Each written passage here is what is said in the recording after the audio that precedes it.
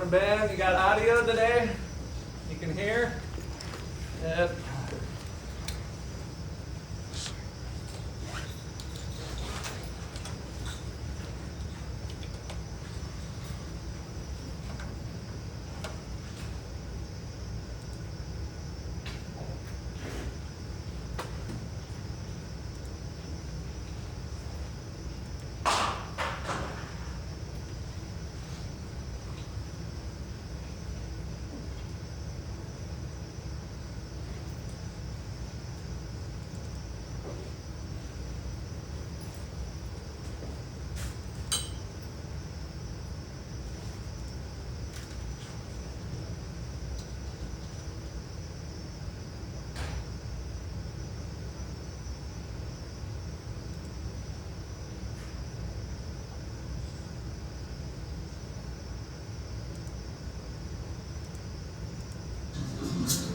A stove that inspires. Okay.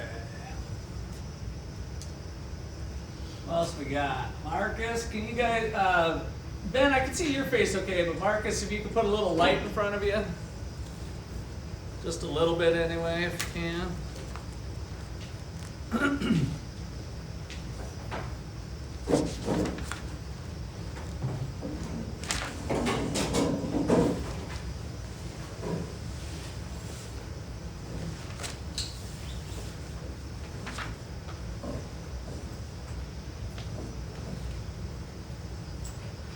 Has anybody got any questions before we start? Clear your phones off, shut them off, hide them away. Any questions? Okay, so we spent the day yesterday kind of highlighting some different things. I hesitate to put that on mute because then it disappears on me too fast. It seems like. Try it. And so we had the 4 areas that can be problems, and kind of looking at the exchange of government in the market system. Did that thing come out already? Oh, you gotta be kidding. That was way too quick. All right, let's see how it's gonna go.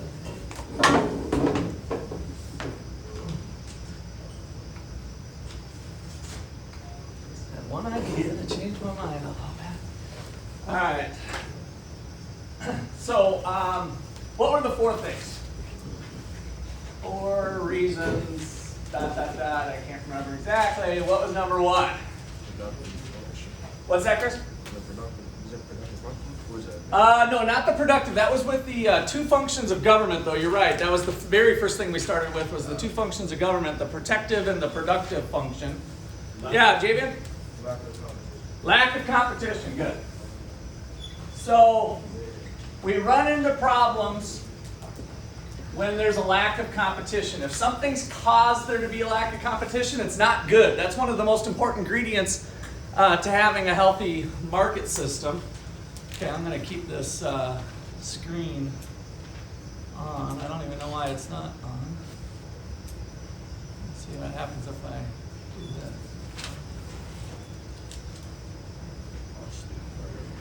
What the heck?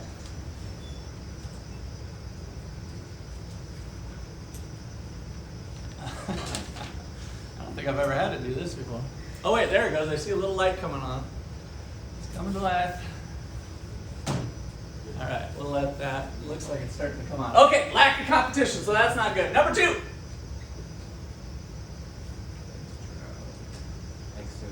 Externalities. All right, what were externalities? AJ, give me a number between 3 and 11. 1, 2, 3, 4, 5. Give me your name again. Evan. Externalities. What do you got? Negative or positive effect on a third party, not directly. Excellent. So you got 2 people or multiple groups of people, whatever, buyers and sellers doing their thing, buying beer, buying cigarettes, buying gasoline, but doing whatever. And then because of their transaction with each other, which was a private, voluntary transaction, right? They just did a deal with each other. There's some sort of external effect that's happening to a party that was not a part of that transaction. That's the third party part. That's an important part because a lot of people get confused on externalities like it's just a negative thing that happens. It's not just a negative thing. It has to be a negative thing to somebody who wasn't a part of the transaction. Because one of the secret sauces to fixing an externality is to force the parties who are engaging in the transaction to pay for that external effect, right? So if they internalize it, then they change their behavior. For instance, if, let's say they're polluting the stream, and now that party has the right to sue them for it, they have a property right that's been violated, then the company has to find another way to get rid of their waste. Instead of, it was easy to dump it in the stream because it was right there, right? It was running, it was gone, and they could forget about it. But in reality, they could capture it in big 55-gallon drums and truck it over to some facility. But that costs money. But it fixes the problem, right? If they're not allowed, if they got sued by this other third party and they're not allowed to dump it, they don't have a right to do it because they didn't own the stream, then they will now have to internalize that cost and the externality goes away, right? So usually externalities are a property rights problem. When we talk about the air, well, who owns the air? Well, it's kind of hard to own air, right? And so are there clever ways that we can come up with to maybe assign property rights to get them taking that into account before they get involved in a transaction? So that's the nature of externalities. It can be a negative one or a positive one. So if your neighbor has a green thumb and they plant beautiful gardens in their house that's right next door to yours, what happens to your property value? Does it go up or down? If your neighbor keeps a beautiful house, flowers blooming, everything's well landscaped, well cared for, what happens to your property value next door? Does it go up or down? Does it make your property look nicer or not so nice? If you have a neighbor, so your house is what it is. We're going to ceteris paribus your house. It just stays what it is, whatever it's worth, it's worth. But now your neighbor starts investing $20,000 in landscaping, beautiful flowers. I mean, it's like a greenhouse over there. What happens to your property value? Tend to go up or down? I think it'll go down. Why?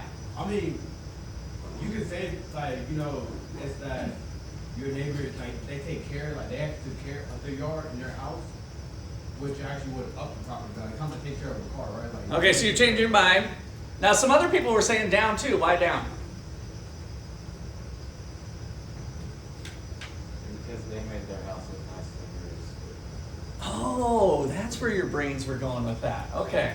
No, I was a little confused. Like, too many of you were saying down. But now I understand. But if you have this kind of I'm worse off when you're better off mentality, what we call a zero-sum mentality, which is one of the fallacies that I hope I'm going to break out of you during this class, that remember the market system can create win-win situations, but you know, like relative poverty, I feel poor because I'm looking at a rich person driving a nice car, even if I've got a pretty nice car, right? So that's kind of relativism that you might hit in philosophy class with Dr. Clark.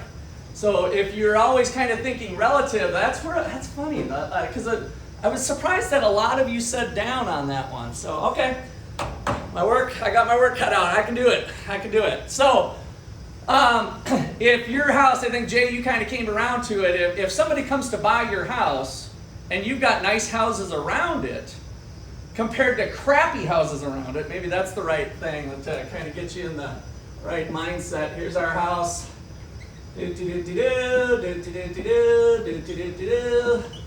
Right? This one's got junker cars and crap littered all over it. This one's got meth pipes and other things laying around here. And then we take the other side of the block here, maybe it's in a different city, and we look at it. And these two houses, again, this is an economic model. This house and this house are identical. A and A star are identical houses. You just imagine them being perfectly identical, right? And this one's got the beautiful gardens and flowers and plantings, and this one's got the huge landscaping wall, and everything's nice and, you know, tinted concrete and with nice windows and shutters. The roof is in good shape. It's got something fancy. Now, which one sells for a little bit higher price likely? This one, A star, right? Okay, so that's a positive externality. This guy didn't pay this guy to do the flowers. This guy went to Home Depot and other places and the nursery and the landscaping store, dropped 20 grand, right? So this guy was in a transaction with Home Depot and making the house real nice with contractors and everybody. This guy didn't pay a dime for it. But now this guy's house value is probably higher because of what the neighbors are doing. That's a positive externality, right? So the transaction was this guy in Home Depot, but the third party is A star, and the third party is getting a positive effect from the improvements that the neighbors are doing. Okay, questions or comments there? All right, good. So externalities can be a problem with getting the efficient level of goods, and so maybe that's another good one to go to the random number generator here. 1, 2, 3, 4, 5. Ben, you are up next on the random number generator. So we talked about economic efficiency. And I know you were having trouble with your audio yesterday, but you got economic efficiency. Go ahead and unmute your microphone. Like what about it? What is it? How would you define economic efficiency? We actually had it written down in your notes from yesterday if you were on that part at the very beginning of class. So everybody else kind of look it up. Find economic efficiency.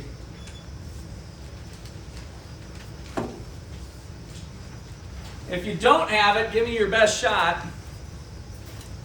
Economic efficiency. What does it mean to be efficient? When all goods are like allocated to like their most valuable use. Okay.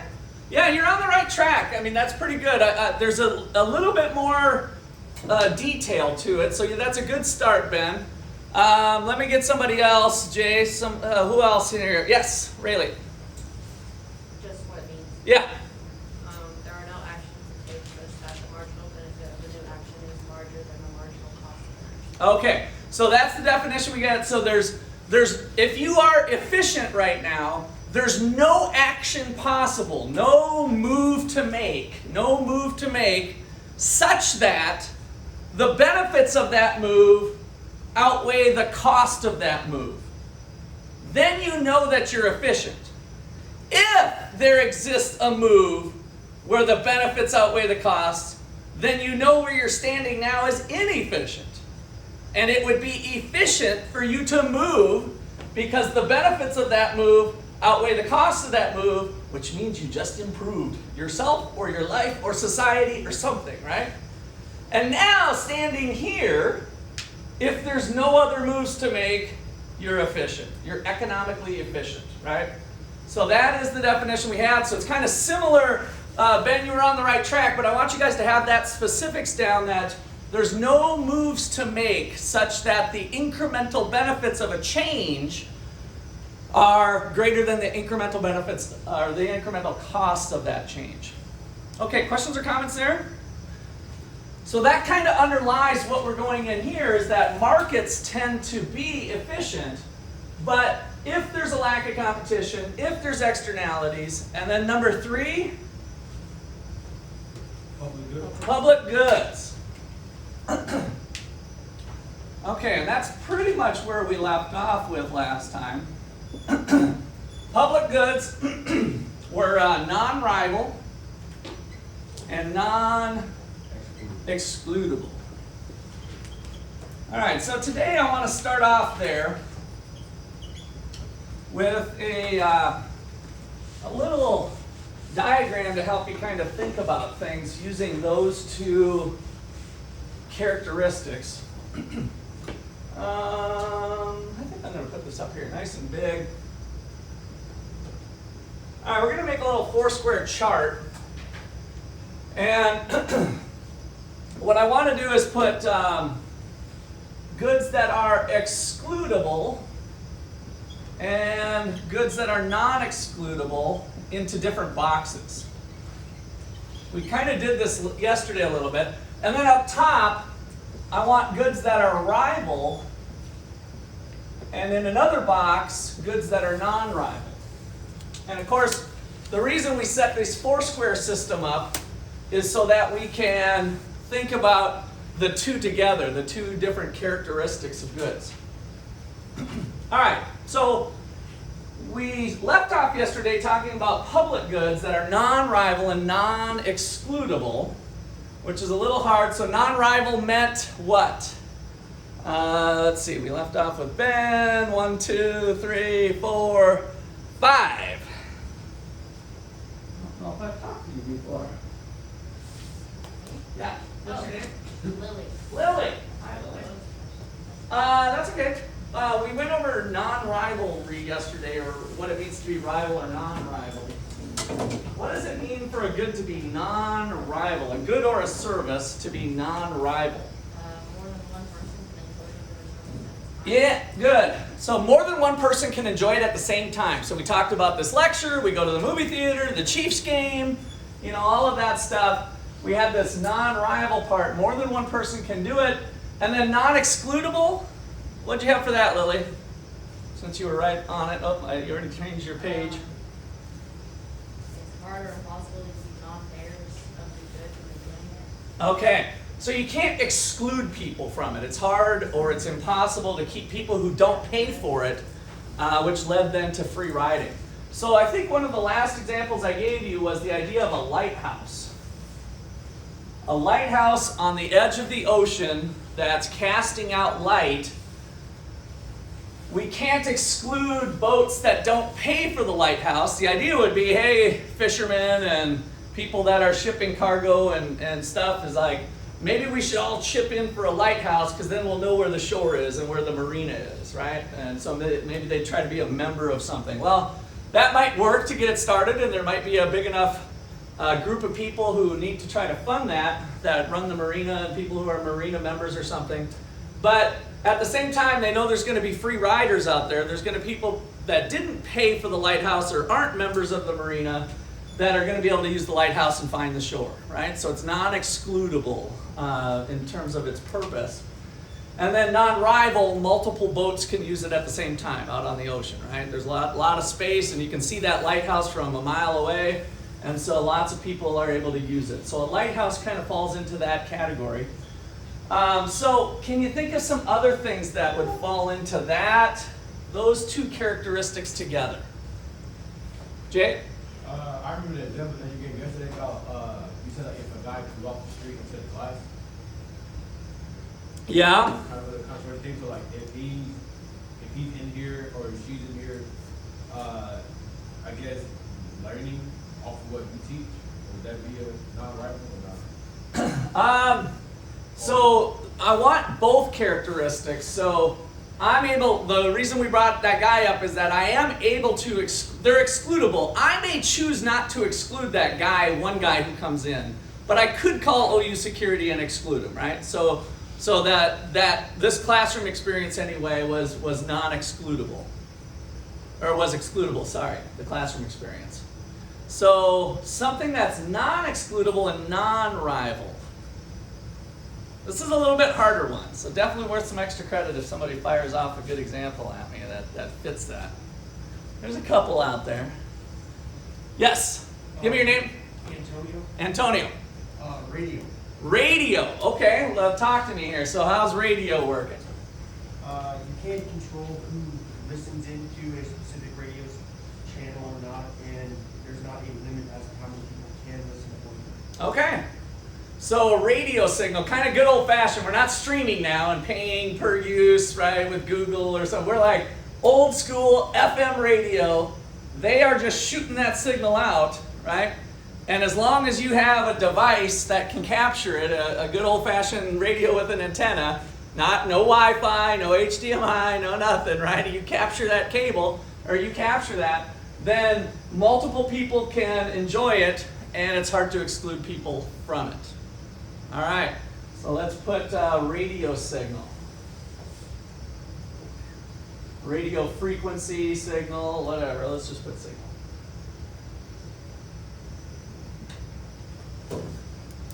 Okay, and an extra credit point. Good job. All right, I'm going to get my extra credit cheat sheet out here. What's your last name, Antonio? Sandoval. Sandoval. All right, that's right.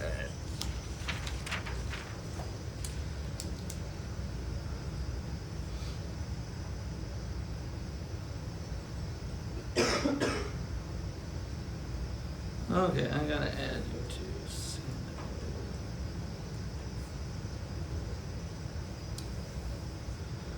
Okay. Any other ones coming to mind, Jay? And I'll just give a hint. Maybe this will bias Jay. No, I shouldn't have let you ask your question first. Go ahead, or your comment. Well, I almost feel like a kind of like what was that? Like the goodwill. 'Cause like I would say like because like you're not there's not anybody Like charity or generosity or something? Yeah, like there's not a. Well, so I'm thinking that's excludable. So if you're giving something, I can choose to give to you or choose to give to justice. So I can exclude my goodwill, right? I can choose.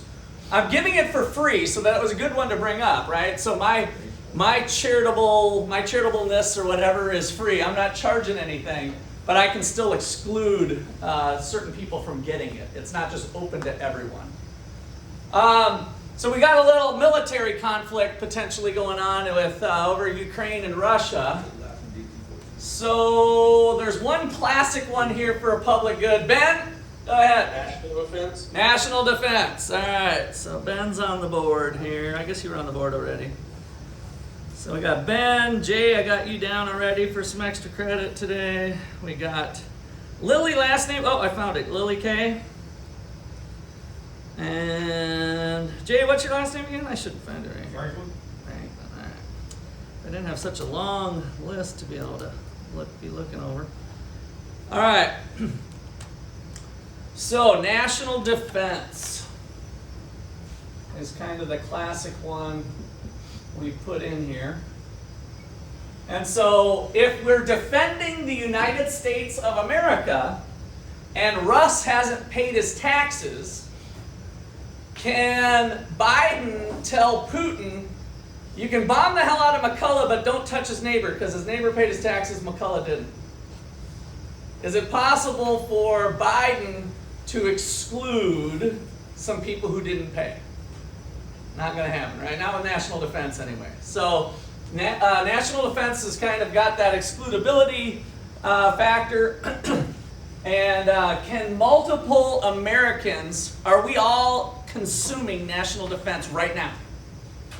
Are you guys consuming national? You see how economists use these weird words like, what do you mean consuming defense? Yeah. Like, I consume hamburgers and coffee and lattes, but do I consume national defense? I'm here to tell you, yes, you're consuming national defense right now as we're sitting here, right? So there's people that are actively defending the nation. You happen to be in this nation right now, and so you are consuming national defense. So it's non-rival, non-excludable, one of the classic ones we kind of put up here. All right, another one, we'll just kind of complete the list here and be done with this. So fireworks. I like to include fireworks show. It just brings up good memories of being together with family or friends. So the fireworks show, sure, they try to sell maybe some fancy seats right by the ground show, but ultimately when the big fireworks go up, they're non-rival, and it's hard to exclude if you can see those things from a mile away, right? Pretty hard to exclude people. So fireworks, lighthouse, radio signals. So some of these goods are out there. All right, so now I want to go to this end of the spectrum. Rival and excludable. Most goods are this.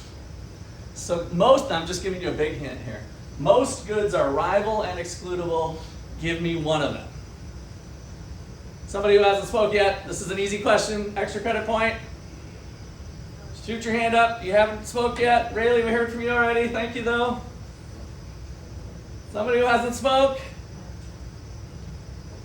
Don't make me go to the random number generator. This is an easy one. Most goods are this. Fine!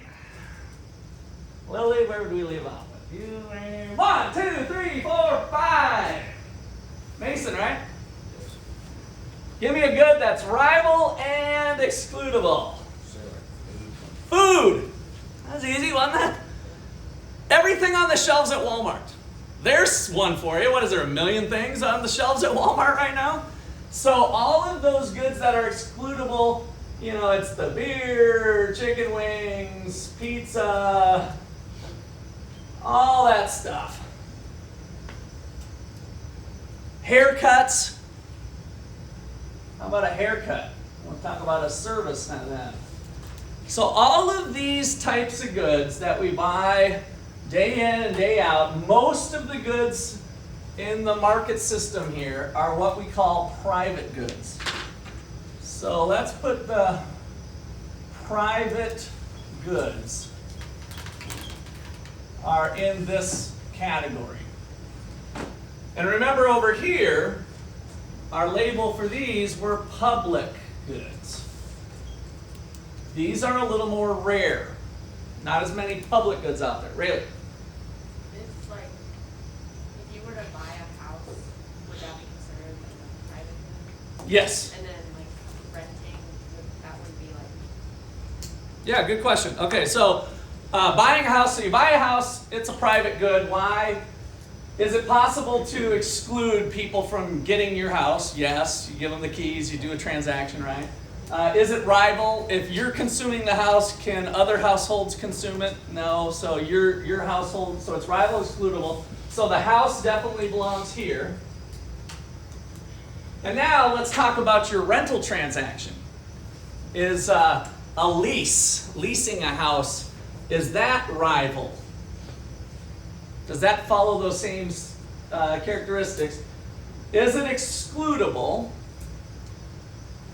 Can the landlord exclude people from renting their place? Yes. And you're like, no, they can't. That's racist. That's blah, blah, blah, blah, blah. And it's like, no, it's just that they don't pay their bill, right? If you don't pay your rent, you can't be in my rental house, right? So it's excludable. The good is excludable, okay? And is it rival? Can multiple households again share the house under the lease arrangement? No, the lease says your family can use this place. Nobody can come drifting in off the streets and start using it, or I can't lease it to another house at the same time without your permission, right? So you as the renter have rights too. So yeah, it's definitely a transaction that is a private good. So that's a great one, Rayleigh. I think you're getting double extra credit because I have never in 30 years had anybody ask that clever of a question. Are you an econ major? No, marketing. All right, we need to convert you. What do I do with my magic extra credit pen? Jeez, did I shove it in? No. Did I walk with it? What did I do with it? Well, having so much fun. Jeez. Hiding right by the keyboard. Okay. All right. So, Rayleigh, what's your last name again? Masters. All right. So I have had, Rayleigh, some of my best placements be double majors in marketing and economics. So I'm serious. I want to talk to you later. All right. So that rental deal, the lease, so the lease of a house is under a private good. Okay, so now that's where most goods live, but we got this box over here, these off the corners. And so give me something that's excludable, but now has this non-rivalry characteristic to it. And I'll give you a hint, we already covered a couple of these.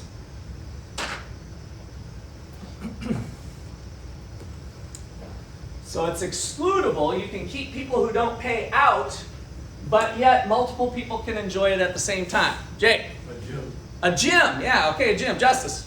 Wi-Fi? Wi-Fi. That, Yes. I think let's just do the test, right? That's what we got to do is the test. So, can multiple people get the signal at one time? Right? Well, however that signal's coming, whether it's satellite or possibly cable. And is it possible to exclude people from using that? Yeah, they turn off the switch, you don't pay your bill. All right, so Justice is on the board here, Wi-Fi. What was the first one? Gym. The gym, yeah. So multiple people using that gym. Jensen, right? Yeah, football games. Football games, yeah. So Chiefs game. So football game in general. And then nobody has brought up the one that I was thinking, Chris. Did you think movies? Movies, yes. Once we get going on this one, it's not too bad. Ben? Satellite TV. Satellite TV, yes. Anything that, as long as we can restrict the signal. Really? I mean, a hotel. A hotel. So here's the problem with the hotel. We've got the thing partitioned off room by room. And so it's kind of closer back to your lease of the house thing. So I want multiple people consuming the same room at the same time. Like if we all shared, you know, kind of like a hostel almost or something, right? Where we're all sleeping in the Airbnb or something like that. So a hotel would still be private because the good that they're consuming is still confined within the walls. Mason? Just say college. College, yeah, that's the one I was kind of looking for. The one who said, you guys are all enjoying this lecture at the same time. Okay, that's a good enough list. There's lots of things here. This one's a little bit tougher now. Non-excludable and rival.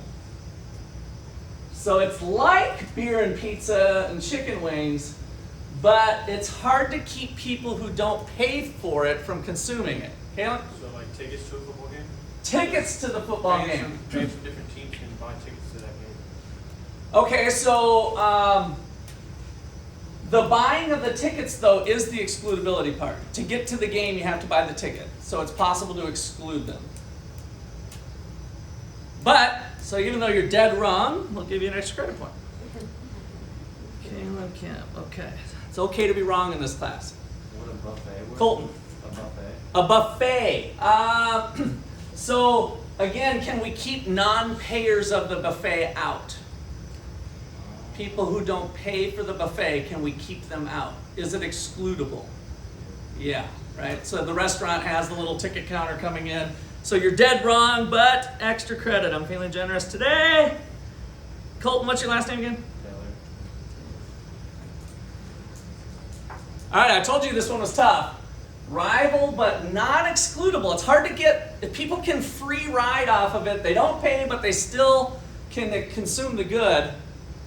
Public libraries, like you have a specific book, everybody can go in there, but you have to have a card. Okay, so I'm glad you brought that up. So we can talk about public schools or public libraries or public parks. But is it excludable? Could we keep people out of the library? Is it possible for government policy to change and say, you have to pay $5 to get in the door? Yeah, so it's actually excludable, but it's designed to be free for everybody, you don't have to pay. So that's another common pitfall, and that's why we use this language, excludable. It might be free, but it's still excludable. Mason? What about like a bank? A bank. We can keep people out. Alright?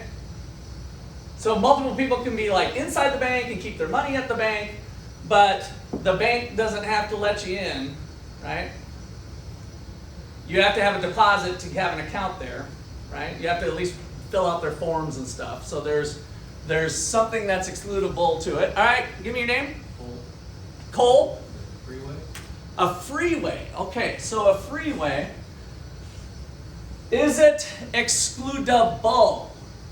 Are there some freeways, highways, roads that you have to pay for? So it's excludable. Most roads don't do that. So Cole, last name? Slab. All right, so Cole. All right, we're getting some new people going. All right, is anybody gonna get this one? Let me go to Jay, I guess. Jay? A public park. Public park. All right. Is it excludable?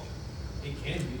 It can be, and that's all it needs to do to pass the test, that it's not here. It's not non-excludable unless it's really cost prohibitive. So if we want to go to like the national park level, so let's say you've got 400,000 acres of land around the Rocky Mountains or something, and it's the national park, and there's stuff, you know, going on there. Can the federal government put 12-foot razor wire around the whole thing?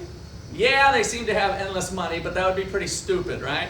So it's cost prohibitive to make it excludable. So it might be really like far-fetched to make it excludable, but multiple people can enjoy the park at the same time. So a big national park would probably fall more into the public goods space, not over here.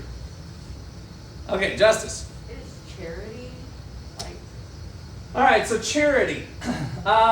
If I give to you, if I give $100 to you, that's $100 that I didn't give to somebody else, right? So it's rival. So I'm with you that part, but the excludability, is it non-excludable? I can exclude you from getting it because I don't like the way you're living your life, and I'm not going to give a dime to you, right? So it's free again, but it's excludable. Rayleigh. free samples? Free samples. Are they excludable? I mean, if it's in a grocery store, anybody can just walk up. But is it excludable? Can we exclude? Could we charge for the free sample? We could. Again, we don't, but we could. Emily, right? Sidewalks. So sidewalks, are they excludable? Well, but is it excludable? Could it be sold off and be private and fenced off? Yes, it could. So it's excludable. I told you this one's tough. All right, I'm going to give you a hint. I like to fish. I can show you lots of pictures on my phone. I like to fish. There's your big hint. Kaylin? River. Okay, so bodies of water, natural resources could start to go in here. Why is that? If I catch one fish from the stream or the lake, can somebody else catch, and I take it home and carve it up, can that same fish be caught again? No, so the fish is rival. Now, here's the tricky part. Can you exclude people from the lake? Yes. Can you exclude people from the ocean?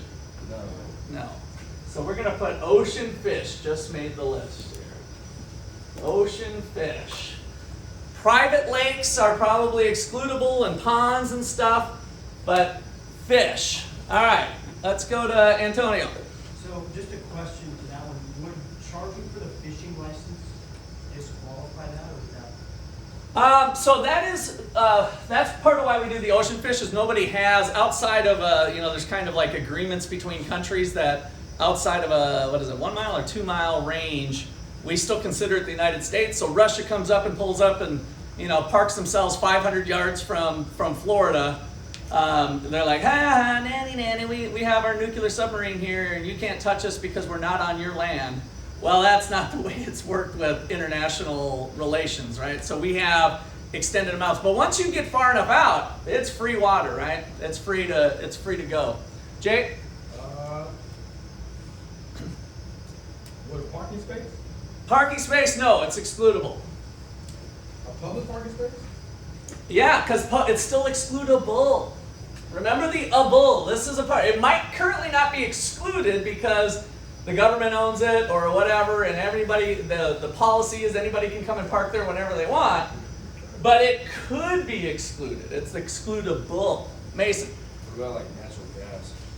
Natural gas, that would fall up here because we can exclude the gas company. Whoever owns the gas can exclude people. The stuff underground, if that's what you're talking, if we talk about harvesting the gas, you have property rights that go all the way down to the core of the earth, actually. And so a lot of people don't know this. It's kind of fun real estate fact, but you basically, here's where we live. Here's the earth. Here is my address, 205 East 13th Street, Ottawa, Kansas. And here is in theory, what I own. The airspace and the mineral rights and all the ground to the core. Now, it gets cost prohibitive to go too far down here, right? And it's possible for me to sell off my mineral rights, and then the government, through law, has made it possible to cut through my airspace with airplanes and other things. So my airspace rights was part of the thing I bought when I bought my house, was that the government had what's called an easement. And you brought up sidewalks and stuff, and that's the way sidewalks work too, is that the government has an easement that I'm not allowed to put fences up to keep people from going over my sidewalk. It is truly part of the public right-of-way. But have you ever noticed that you have to mow it? How many of you have mowed your mom or dad's or friends or family's yard? You're like, why am I mowing this? This is like public land. Why doesn't the city come and mow this? Because you actually own it. But you don't own the right to restrict people from using it. It's called an easement. So property rights, when you buy a house, there's a whole bundle of rights that come along with it. And that's been shaped over the years, you know, through lawsuits and government changes and whatever into what we have today on what you can own. Okay, so, you know, if we go back to the old days of the buffalo roaming the land before private property rights, so deer, you know, kind of hunting type stuff. How about air? How about air? If I do this, watch this.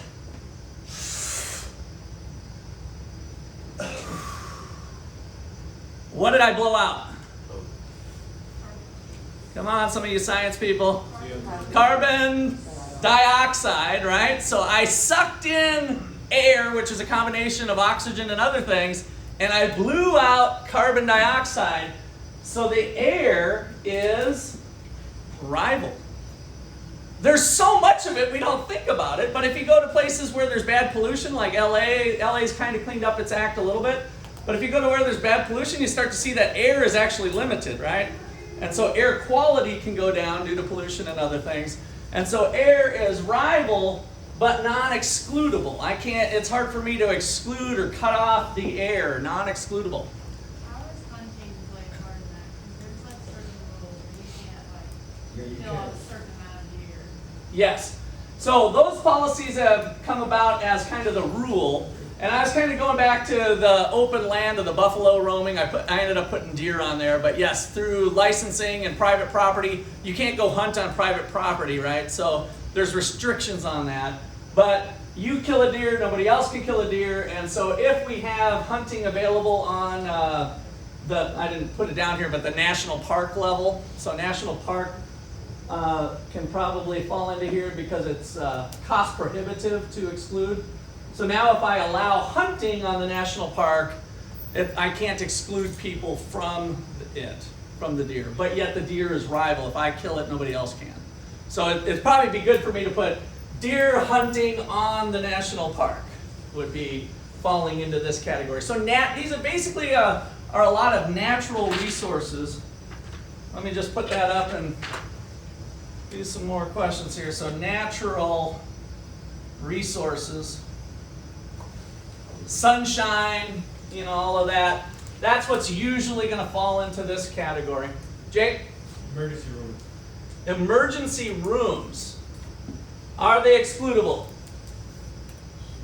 Not Excludable. But the urgent care, they take anybody though. They can Is the urgent care excludable? Is it possible to exclude people if the government changed their policy, if the hospital changed their policy? Could they keep you out?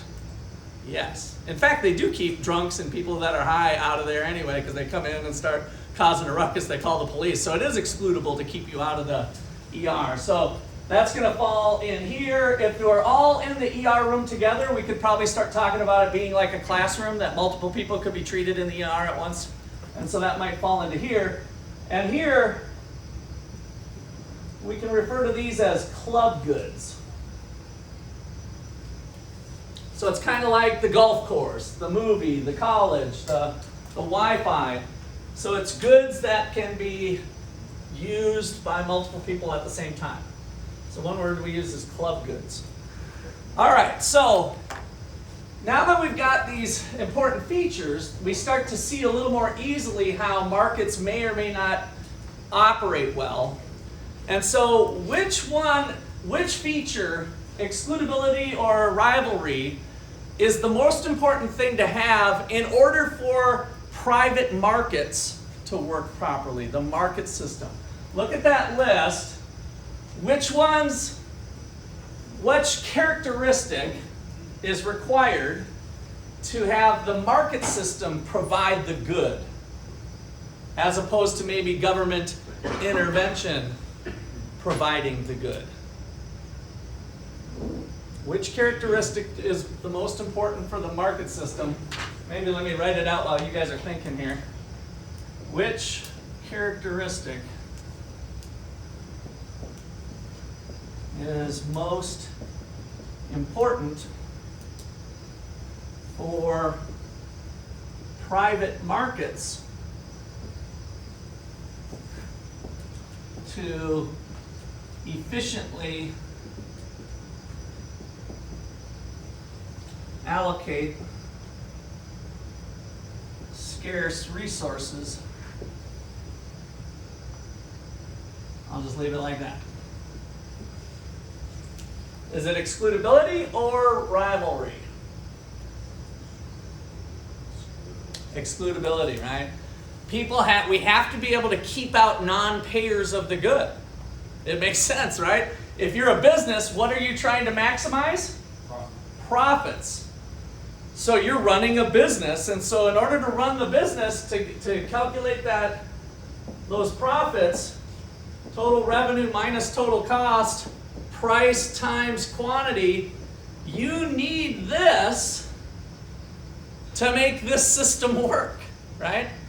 And so this system will start to fall apart if there's too much free riding going on and we can't charge a price and people can get it for free. Then the market system's not going to work. So the answer to this question then is excludability. We got to be able to charge a price. So the goods that are non-excludable tend to have the most trouble with private markets handling this allocation and distribution of these goods. Ocean fish, air, natural resources, we have a lot of more government regulation related to that. And then some of these other ones. Now, a lighthouse is an interesting exception. And fireworks show aren't generally run by the government. Of course, they can do their own celebrations and use fireworks too. But there's lots of private markets with that. Radio signal.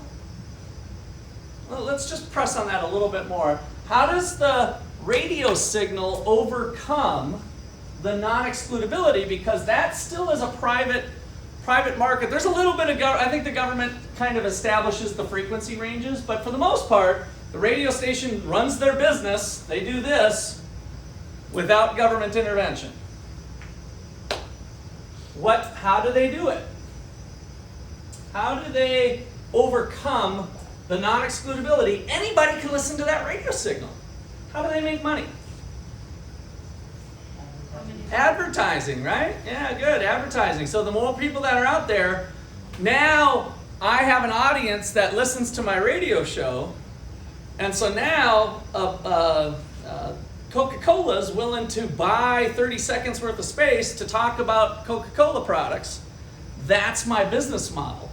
So my profits, my cost is actually distributing the signal, having the right host, the right gimmicks, maybe some giveaways and contests and stuff, right? That's all part of the cost equation. The revenue is exclusively advertisers. I have to increase my ears that are listening in order to get advertisers to pay more for my segments that I sell, and that's my business model. So I've overcome the excludability factor through other means. The end user, the listener, doesn't have to pay. The captive audience is being paid for by the advertisers. And of course, we've got our Facebook ads and our pop-up ads and all of that. That's been how Facebook, Google, and all of these have changed their business model. Jake? How would a nonprofit work? Because I know nonprofits, you don't really give, or you can you can give money, but how does nonprofit get? Yeah, so we brought up charity a few times, which is going to fall into it being rival and excludable. So it's actually more in the private good is where charity would lie. And I think in some ways it's kind of, I never thought about this before, but it's kind of similar to my radio concept, isn't it? Yeah, that's all. How do charities, how do nonprofits sustain themselves? Where do they get the money to give to other people? Donations.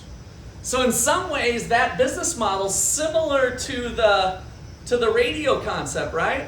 My person that I'm giving money to help isn't paying, of course. That's why I'm helping them. They don't have the money. But there's other people that want to be hooked up with me to help the person in need. And so it's really kind of the radio signal model. That's kind of interesting. All right, Jay. You get double extra credit today because that's another connection I've never made. Wow, I love, even after 30 years, I still learn things. That's what keeps me going, kids. That's what keeps me going. All right. Anything else? All right. Well, let's watch a video. How about that for a change of pace? We've got our Love Gov series that we started. So this is part 2. Oops, if I can get the screen down. It's just a short video. And this one actually brings up some of those environmental issues in this episode 2. All right, here we go.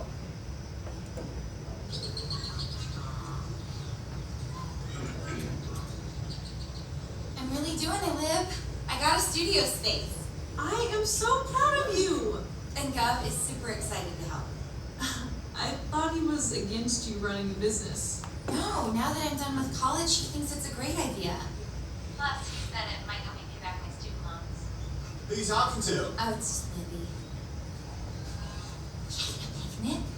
I had to confiscate this from some eco-terrorist who's trying to introduce foreign foods to the local fauna. He didn't have a wildlife impact for him. This is really important. Society's built on rules and regulations. When people ignore those rules, society just collapses. Then we're all just tearing each other apart like it's the Thunderdome. Although, a new Thunderdome development zone would be a huge boost to the local economy. I got an idea. I gotta make a phone call. Hey, She will not call you back.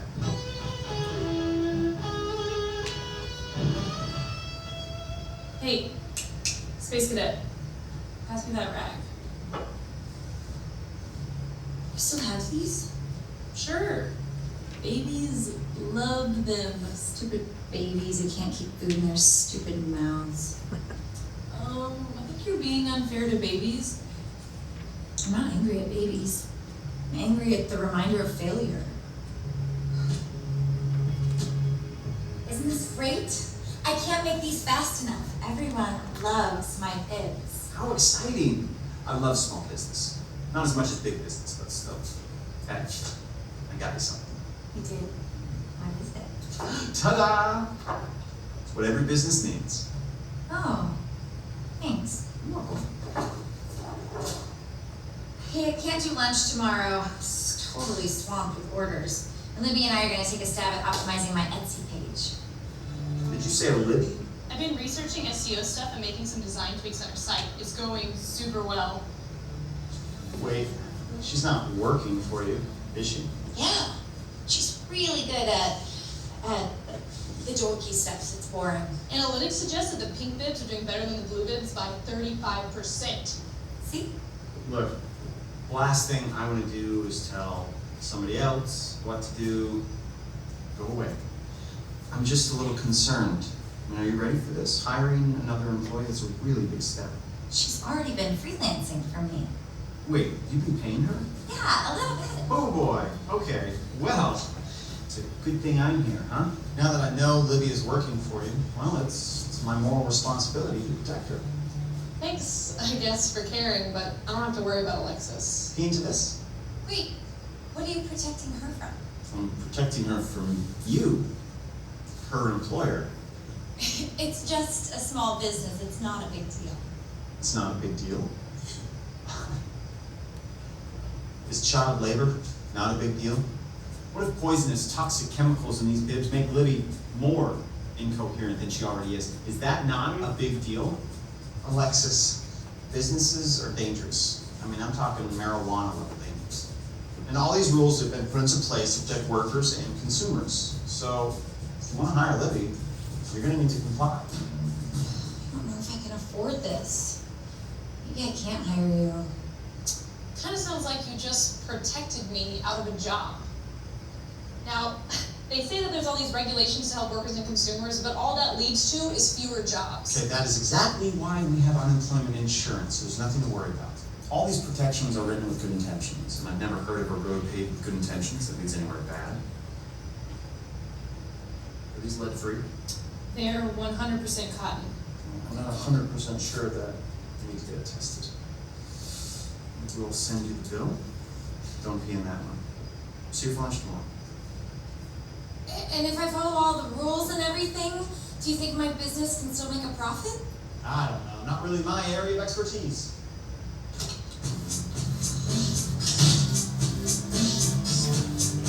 Okay. This is your living room slab. All right, so employment regulations and other rules. What happens to this equation? Rules and regulations as Gov was imposing on Libby's business. What happens to this equation, do you think, as we start to have more and more rules and regulations to follow? This is total revenue and total cost. Which one do you think gets impacted here, Kaylin? Total cost goes up to comply, right? So now Libby has to fill out those forms and hire maybe an accountant or an attorney to navigate through whatever changes are going on. So that's the trade-offs that you face. The rules might be well-intentioned and might serve a purpose, but is there a point where the rules become overburdensome such that big corporations, Amazon, Walmart, they're like, oh yeah, no big deal. In fact, I'll help you come up with the rules. I'll be charitable and help you, government. I know that you're strapped. I'll help you come up with the rules. Do you think big business ever does that? Big corporations? Oh yeah. And so when they come up with the rules, they can afford the rules, but can mom and pop on Main Street, Ottawa afford those as easily? No. So they tend to be a little twisted against small business. And I mean, COVID really put this right at the forefront. You know, who did we shut down? Small business. Who did we say, oh, you can stay open? Walmart, Amazon. Whose net worth doubled and they were already multi-billionaires? You know, those owners, Amazon, Jeff Bezos. How do you think he afforded that space flight into space the other day, right? His company did pretty well during the last couple of years. So a lot of these things might have some unintended consequences. Again, there might be circumstances where some of that had to be done, but how much? And that's why we use this stuff through an economic lens, the economic way of thinking, to kind of digest that stuff. Like whose incentives, why does the world look the way it looks today? Could the world look better? One step of benefit, one step of cost. Can we change the world? Can you guys change the world by continuously pressing your minds to be economically efficient? I think so. That's why I teach you guys this stuff. This is the economic way of thinking. You guys can help to make the world a better place by continuously training yourself to think this way. All right, so we didn't get to this last one, which is kind of a short one, but we had 4 reasons, and number 4, I can't remember if I listed number 4 yesterday or if we just never got to it. That's what I was thinking, we never got to it. And that is information. A lack of information to the buyer or the seller.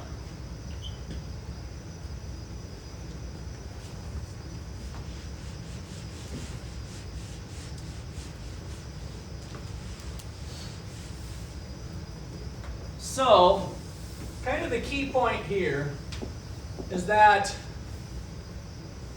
if either party to a transaction does not have all available information, then the negotiated price, or the sale price, or whatever, then the price will be too high or too low compared to the economically efficient price. We've been kind of adopting this EE for economically efficient price. And then the same holds for quantity. Same for Q. We may not be at the economically efficient quantity.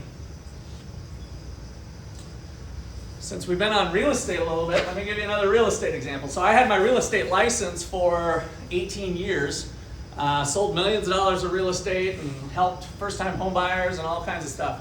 A lot of fun doing that.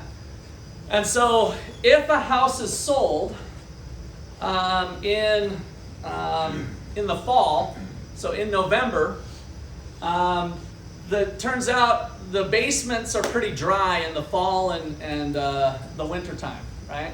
So when do basements tend to flood? In the spring, right? So this house gets sold for $150,000 in November, and then it turns out everything looked fine. The seller thought they were good. There was even some finishings down in the basement they had just remodeled. And then come April, the basement floods. And there's 2 foot of water, everything's trashed. So we might think, oh, I got screwed. The buyer should have watched out for what they're doing. And that's all possibly true. So the problem is not the house selling, but the house selling at that price. Because the basement might be able to be fixed for $15,000.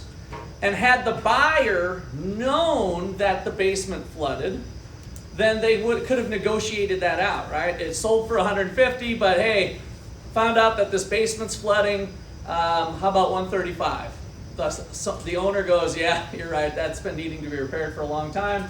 I'll take $135. We'll fix the basement, or I'll fix the basement before you buy the house, or whatever. So then that way the price was too high relative to what was efficient because of the lack of information. All right. So how can that be fixed in markets? In general, we have the notion of buyer beware, right? Buyer beware. So that means if you buy something and you didn't do your research and learned what it was, and it doesn't work the way you thought it was going to, you lose. That's fine when it's a $10, $20, maybe even $100 purchase, but when it's a $150,000 house, it hurts a little bit more, right? And so what's evolved over time, which is a government intervention, is to force the seller to disclose information about the house. So when the deal is made in November, the seller has to disclose water in the basement, the roof is 10 years old, the furnace is 5 years old, the water heater, blah, blah, blah. Long laundry list of stuff called the seller disclosure statement. And so the whole point of that is that the seller is handing over to the buyer all the information that they know about the house that's relevant, and now these two can negotiate whatever price, right? But that had to be something that was done by government because it's a little bit harder. It didn't have to be done by government, but it's a little bit easier to facilitate that nationwide, and it passed the cost-benefit analysis. If we think about the seller disclosure statement, should the government change the way real estate's being done? So the move is require all the sellers to fill out this form. Right? They use their own paper, their own pen. They don't have to go to a national database or registry. It's just before a deal's done, you can use this form, or you can come up with another form that has all these items, but fill out this form before you negotiate the deal. That's the government law. That's freaking cheap, right? piece of paper and some ink and a little bit of time filling it out, compared to the cost of not doing it, which is a $15,000 fix that somebody got out of line, or the house shouldn't have sold, or whatever. So that one definitely passed the cost-benefit analysis. And so there is a role for government if there can be situations where that pass that type of cost-benefit analysis. That's great. And I think that the seller disclosure statement is one of those things. Food labels. So, Kaylin, may I borrow your Gatorade? So you guys look at this thing every once in a while? You think Gatorade put that on there in that exact form because they chose to do that? No. Were they required to put the ingredients and the calories and everything? Yeah. Was it really costly for Gatorade to add that as part of this crinkly plastic thing that has their logo and everything? Was it very difficult? Did they know this information, or did they have to do a bunch of research? They knew it! They're making it, right? So again, it's just a disclosure thing that, again, I think passes the cost-benefit analysis, that if you're trying to watch your sodium intake, you can look at that label. Whereas if those labels didn't exist, which they didn't exist, by the way, can't remember when that food label stuff was passed, but the standardized food label, then it was buyer beware, right? You had to either test it yourself or avoid it or learn later or whatever. So again, the lack of information problem is something that can be sometimes overcome fairly easily, and it may or may not need to have government intervention to make it happen. All right, so so example, let's put house sale.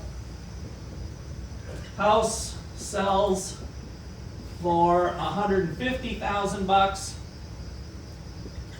with bad basement. With bad basement that was not disclosed to the buyer. And it's a $15,000 fix.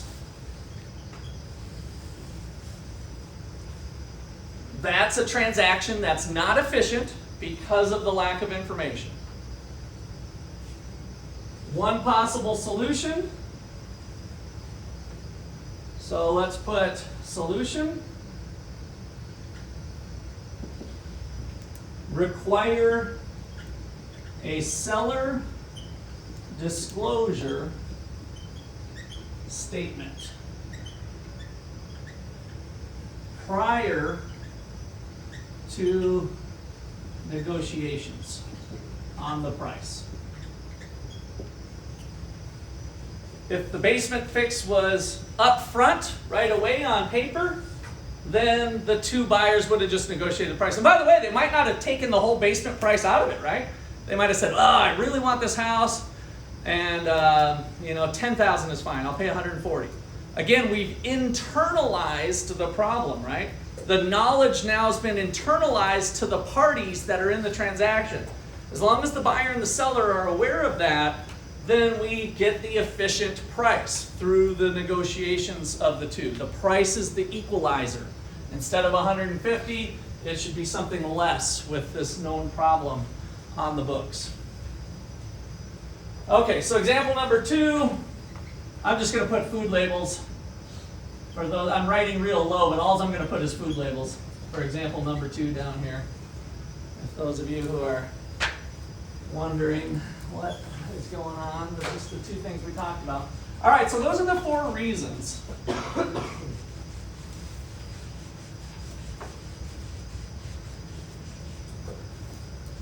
And kind of to wrap up this chapter, we want to highlight the 2 types of things of why we started this chapter in the first place. And one is to address market failure, but also to address government failure. So what we're starting to see is that the government may not have all the right solutions, the best place to turn, because of the knowledge problem. They don't know all the details related to the house. And so imagine here the government stepping in and said, oh, bad basement, $15,000. You must pay this, right? But instead, by just revealing the data, the two parties are going to negotiate. Maybe it comes out to 140, maybe it's 145. Maybe the buyer is a swimmer and says, oh, water in the basement? How high does it get? I can do laps down there. This is great. I would have paid you more than 150. You see what I'm saying, though? That there's lots of complexities in the real world. The government doesn't have unique access to all of these details that might be very minute and very specific to you, that you would like to do laps in the basement for some reason, or somehow that's a good thing. And so if we can allow ways to let private individuals do that transaction on their own as much as possible, that's the ideal thing. And so let's kind of end here with when the four things are present, only one is needed. When the four things are present, if they're present, it may lead to one, market failure. So market failure is a term used to describe private markets failing to achieve economic efficiency, EE. Economic efficiency.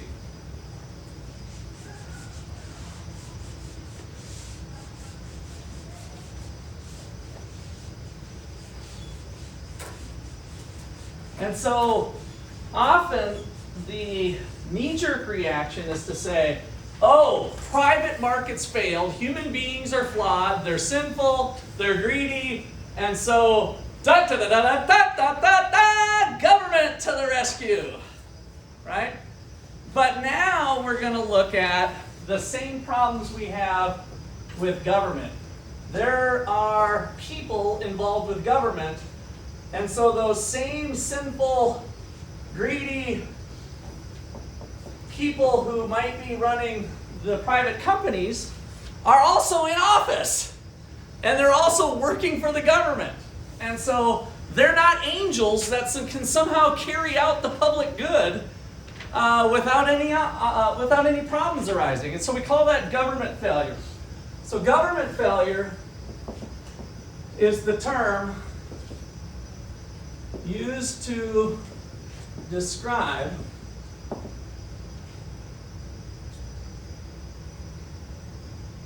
the situation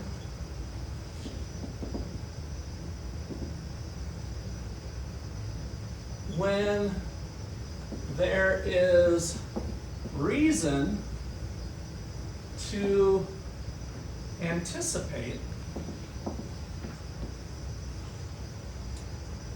that political decision-making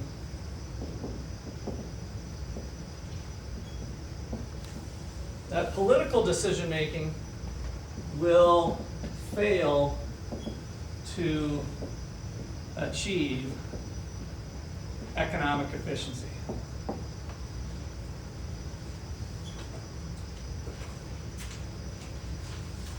So government failure can come around with corruption